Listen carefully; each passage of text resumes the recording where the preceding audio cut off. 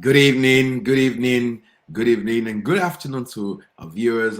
For those who are in the EST space or timing, and good evening to all our friends in Africa and Europe as well. And welcome to Etoile Europe Leadership Conversation.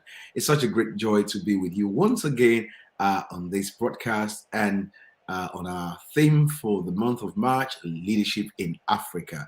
It's been an interesting journey so far. We've got some really wonderful, knowledge sharing that we've had in the last few weeks with Professor Wale Olajide, great orator and philosopher. We've also had a wonderful time with Mr. Akin Oluwadare, doubling up with Professor Wale Olajide. And also, it's myself, my dear great friend, yet again today, bringing you leadership conversation. And please join me to welcome yet again Ambassador Yemi Akeshuaju. Please welcome him yet again to our Thank podcast. you so much, my brother. It's always a joy and a privilege Thank to you. share this space with you.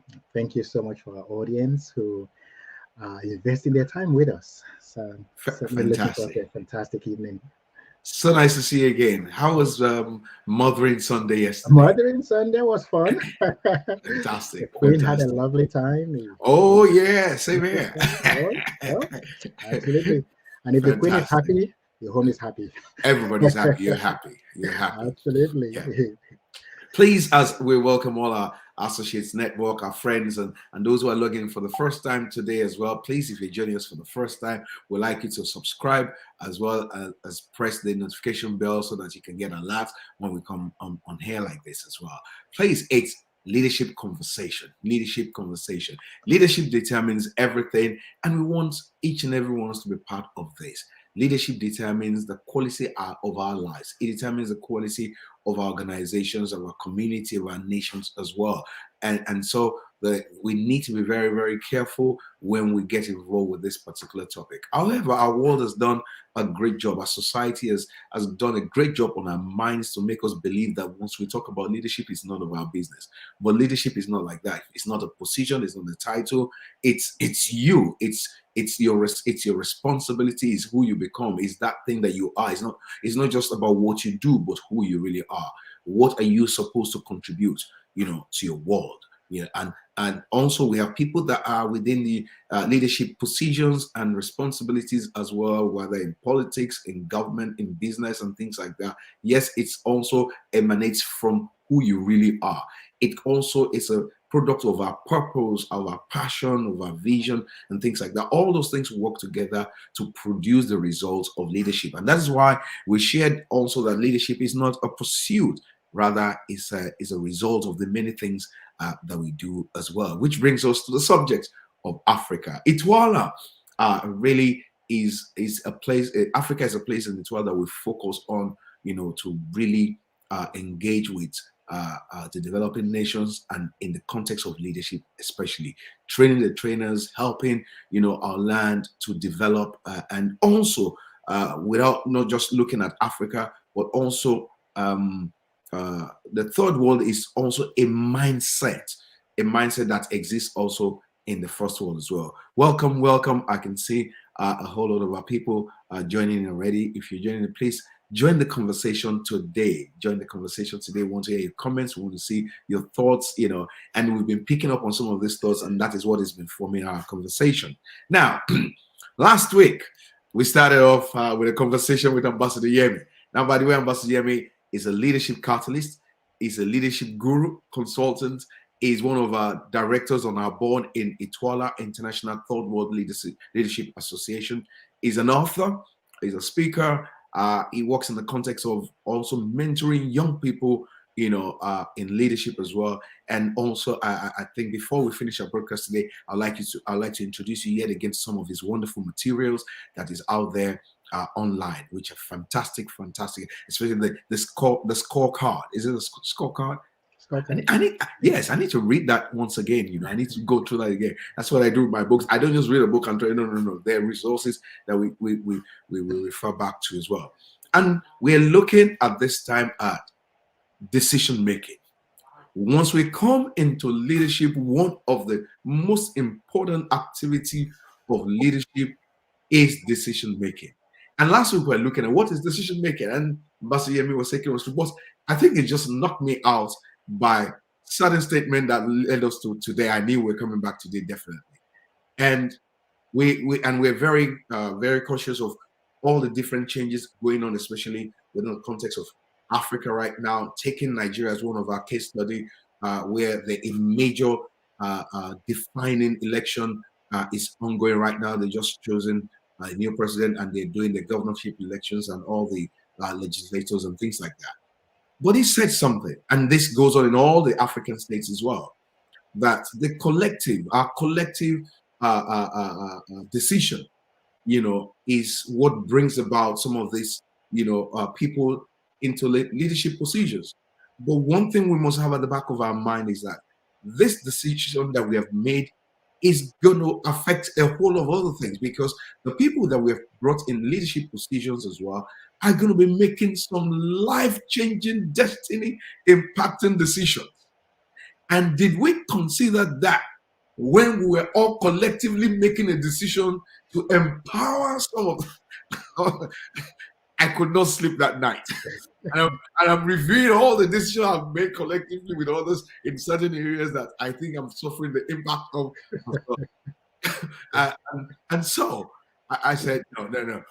Ambassador Yemi, it's got to come back to this. And also in some of your organization, wherever you are, as a father, you're making certain decisions right now that has, impact, effect on your family, your wife, your children, and children yet unborn, on our communities, on our nations as well. What you choose to do and not to do has consequence or benefits. And this is where we are today, just to bring us to the context of where we're coming from. Because when we're talking about leadership, leadership is responsibility.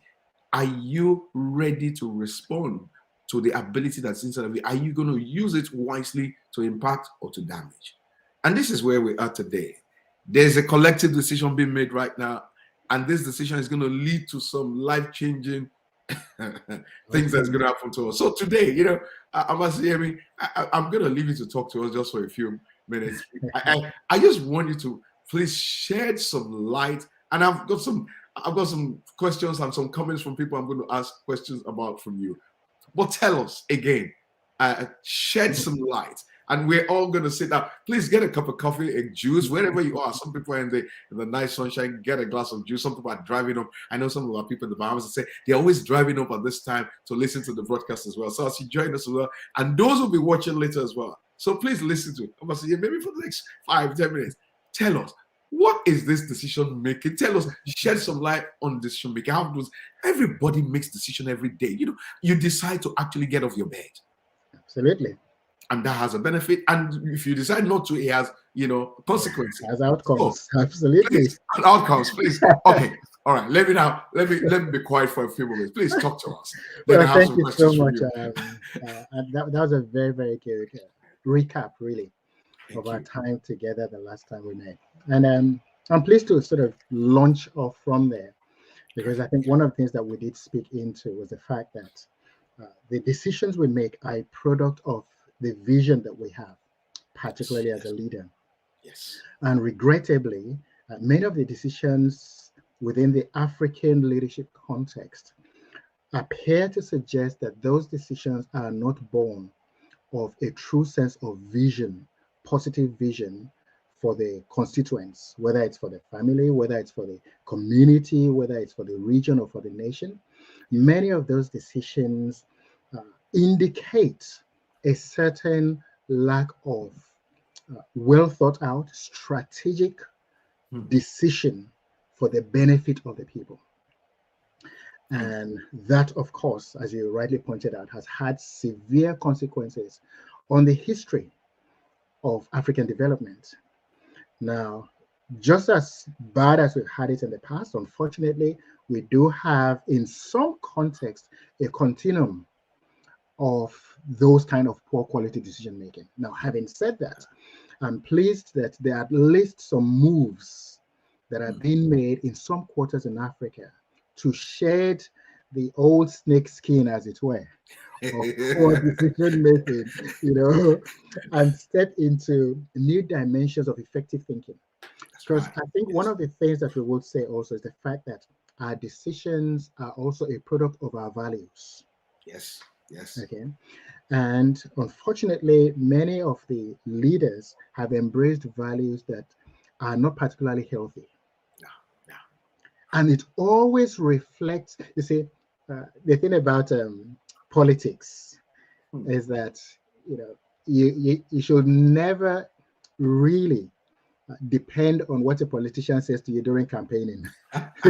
You know? Okay, okay. Let me interrupt you there. Like Dr. Miles will say, Dr. Miles will say, a politician is not by default Yeah, a yeah, leader.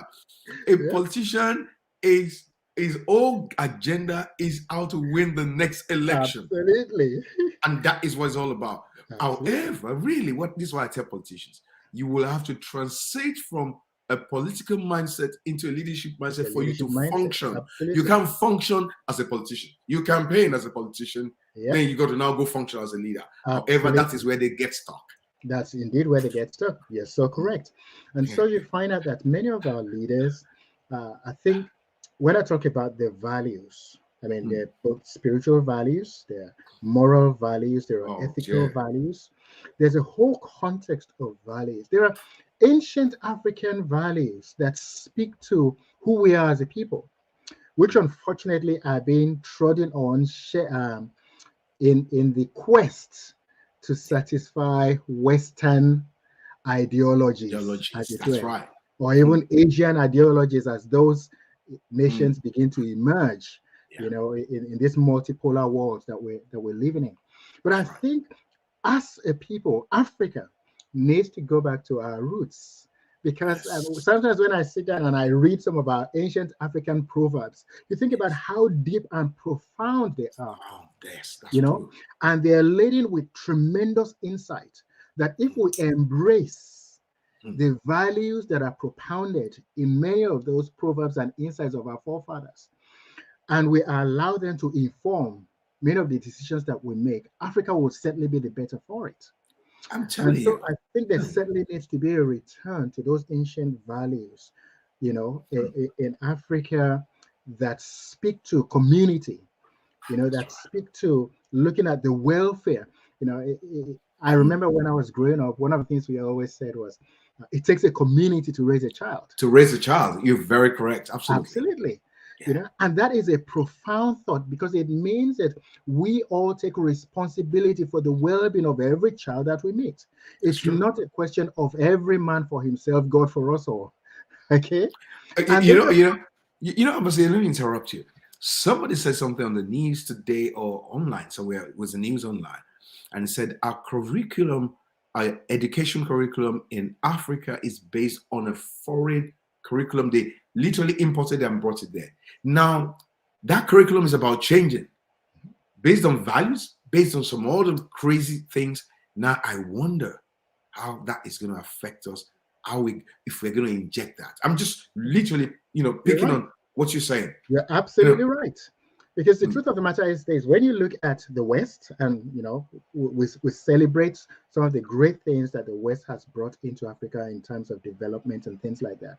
But the truth of the matter is that there are values that they're embracing in the West that are foreign to the African way of thinking. yes, that's true. And I think Africa has to be strong enough as a people to say, listen, these are values that are anathema to us in Africa.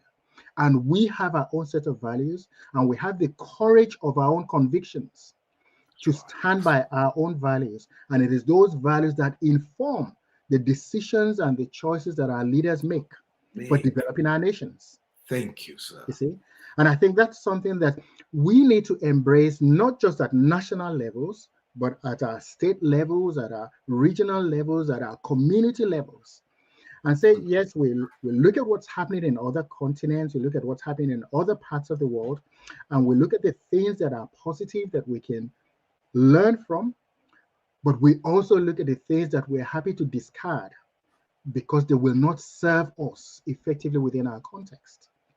You know, So I think Africa really needs to come to a renaissance of our own thinking, our own That's right. paradigms, Yes. Yes. that says, okay, as Africa, okay, what are the decisions and the choices that we're making for today that will Hmm. serve us for the future?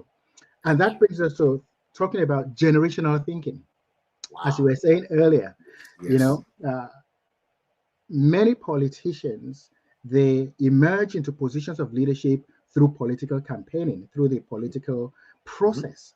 But That's right. once they get into position, they need to also transition from a That's right. politician's mindset into a leadership mindset. And one of the fundamentals of effective leadership is generational thinking. And generational thinking informs the decisions that you make. Shows we make. Just makes sense. Absolutely. It Wow. absolutely informs the decisions that you make. And My so, God. African leaders, when you look at some of the decisions that they make, I mean, one of the things that I've been sort of studying over the last few weeks is Yes. the area of environmental issues Right. and the what's happening certainly in the Western world, where they're talking about sustainable development and That's right. things around setting aside energy generation from some of the fossil fuels and transitioning into renewable energies. Now, That's a while some of big those conversation. ideas are laudable, the truth of Hmm. the matter is that Africa as a continent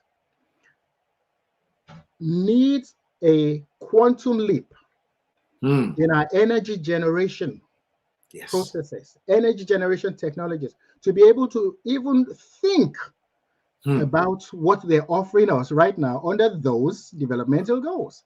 That's right. I mean, I absolutely agree with you. exactly. Yes. Many parts in Africa where they can't, they're struggling Hmm. to make ends meet. Yes. Now you're telling them that in the village, in the rural parts of Africa, they shouldn't burn firewood so they can feed their families. That's not gonna fly. And so our leaders need This to thing are being look at, imposed on us. Yes. absolutely. So our leaders need to think about our own context That's and right. say, okay, within our context, what decisions make sense for us as a people? True. True. Okay. True. Hmm. And that comes from generational thinking and say, okay, we hear what it is what you want to do within the context of the global economy. But we're also thinking about the future of our children 10, Children. 15, 25, 30 years, 50 years Yes. from now. That's true. You can't talk about a future of 30 years from now if the children of today can't survive because Hmm. we have poor health conditions, because we have poor sanitation conditions, because we have poor electricity consideration. So the context of our decision making, you know, should involve not just going with whatever international bodies say, but looking at how those fit within our own paradigm. Okay. And I say that with the Let sense that these are decisions that need to be made not just at a national level, but individually in our different homes. Because we're all making choices, like you said earlier, we're all making decisions. listen. Let me read something from Josephine, Ambassador Josephine Bakis from Trinidad to you. That's one of our board Ah, and trustees. Africa and other third world countries must decide and reconfirm their values and high moral standards in order to withstand the modern neo-colonialistic views and not be overruled by them. Josephine Bakis. absolutely agree. Yes. Absolutely agree. Thank you So so much. that's a wonderful Yeah. contribution from Ambassador Mm. Josephine. Yes. So Africa, and I guess in a way, Asian nations are rising to this situation. Yes. Latin America, Hmm. I guess. In fact, when you look at some of the decisions and discussions that are being had right now in the Russia Africa summit, Yeah. okay, I think Russia's President Vladimir Putin made a Put in. very Yeah. interesting comment. he said, Africa, right now, pretty much will become a major force in this multipolar world that we're entering. Now, I listened to that, but I had to ask myself, how many African leaders are prepared for the responsibility that this will impose on us as we step into this new dimension of leadership, not just within our region, not just within our continent, but within the global context. Now, let me pause there and spin this around a little bit. And this is one of the things whereby this African leadership needs now to begin to have a good reflection. Okay, and I'm gonna get you to help them. Okay, now if we look in the context of within the developing nations, let us just give a pictorial view to all our associates and all our audience tonight. Just examples of let's start with it's always good to start with the bad news. Okay. So we can have a comfort landing afterwards. So give us a view, evidences of bad leadership decisions and evidence of them all around us, from north to south to west to East Africa and developing nations around the continent. Give us a pictorial view. Just bullet points or clips of them. The beauty of it is this, and I would encourage our listeners to go to a website. It's IIAG. That's Ibrahim Index of African Governance.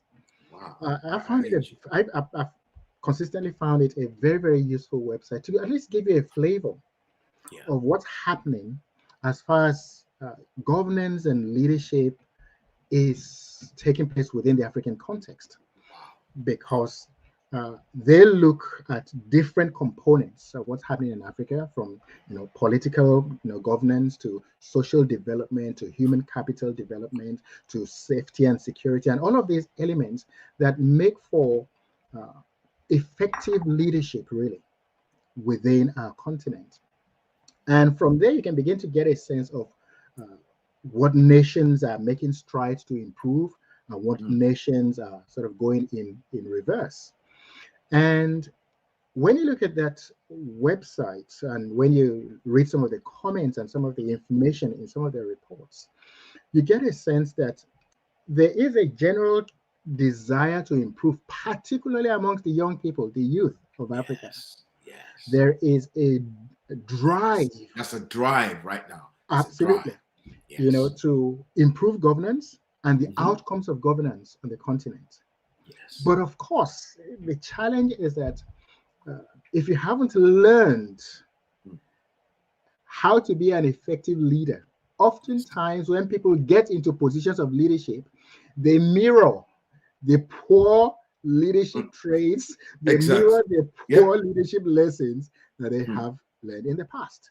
And so it behoves people like you and I and other people in this space to engage our young people, engage our leaders actively and say, look, we need to be setting new, vibrant, robust examples of effective leadership and governance. That's right. See? So, examples of bad leadership. I mean, examples of bad decision making in leadership. Bad decision making. Yes. I mean, you look at the nation, one of the newest nations on the planet, South Sudan. Whoa, They emerged from, they broke away from Sudan with great hopes, high aspirations, tremendous resources, had oil available for a nation that was, the size that it was, the oil deposits that they had enough resources for that nation to launch out to become one of the most prosperous per capita nations on the planet. What did they do? They allowed interpersonal conflict between the leaders of the vice president and the president, who could not come to a matured reconciliation of their individual differences to turn that nation into a complete basket case. Okay?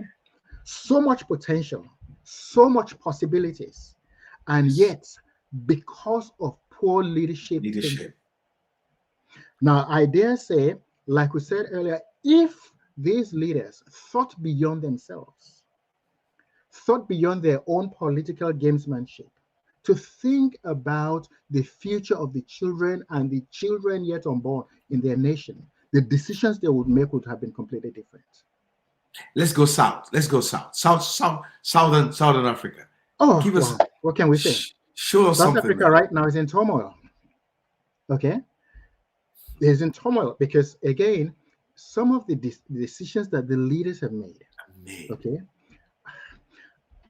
One of the things with South Africa that I find quite fascinating is the contrast between the great leadership statesman, Nelson Mandela, and the current crop of leaders that they have.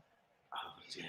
Nelson Mandela was a man who came out, who had every right to be bitter, who had every right to want to take revenge against people who had kept him in prison for 27 years. He was a man who came into leadership with a preponderance of support from his entire nation. And rather than choose the pathway of vengeance and destruction upon the people who had done him ill in the past, he chose a different path of truth and reconciliation. Rather than setting his nation on fire, through wanting to pursue personal vendetta. Thank you. He was a man who thought as a leader for the benefit of his nation, and those decisions informed setting up truth and reconciliation. Informed decision. Absolutely. Wow. And it informed setting up a new cadre of leadership that looks to the future than to the past. Just what you said, vision. Absolutely. He had a vision for the land, and that informed this. My God. And that is a lesson that I think many of our leaders in Africa are yet to learn or embrace. I must say, Yemi, quickly because of our time. Let's go to the West. To the West. Look at Ghana. Yes. Wonderful nation, again, tremendous possibilities, tremendous opportunities. When you look at what's happening in Ghana now, it's a sorry case. Okay? Look at what happened in Nigeria. Over the last few weeks, just before the elections, they had this cash redesign policy. You have to ask yourself, who on earth came up with such a decision at such a pivotal, sensitive time in the political calendar of the nation? There's just no way you can think about how that decision was made. That you have to ask yourself, whoever made that decision was not thinking generationally. Because to all intents and purposes, it could have set the nation on fire. That's true. Because in the past, political campaigning areas, election season is often a time of tremendous political tension. Why fan the flames of such tension with such a poor decision? It just beggars belief. And yet that was the decision that was made. There's just a catalog of all these kind of decisions all over, from north to east to west to south, all over Africa. And it's like the place is just going up in rubbles, in chaos and crisis continually. But there must be some good decisions that have been made somewhere along the line. Maybe just find us one. Find us one to take home. And maybe we can use that as an example, as a role model. The beauty of it is that when you look at the Nigerian context as an example, the recent elections, again, lends themselves to at least some expression of hope for the future. Because you find out that, yes, the young people were motivated to go out and make their voice heard.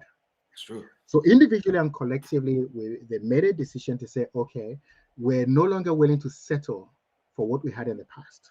We're willing to make a statement with even getting a third party in the fray of our political equation. Okay, so that is a decision that I think bodes well for the future. Okay, now, of course, the fact that many of our political leaders are choosing to air their grievances, instead of resorting to violence, making a decision to say, okay, we will actually go through proper electoral grievance procedures using the judiciary, is a wise decision. And we have to salute that, because the alternative in a nation of 200 million people doesn't even bear thinking about. Protest all over the place. Absolutely. That would Okay. have been So I chaos. think that's something positive. I was reading recently about a lady, the president of Tanzania. Yes, You know, yes.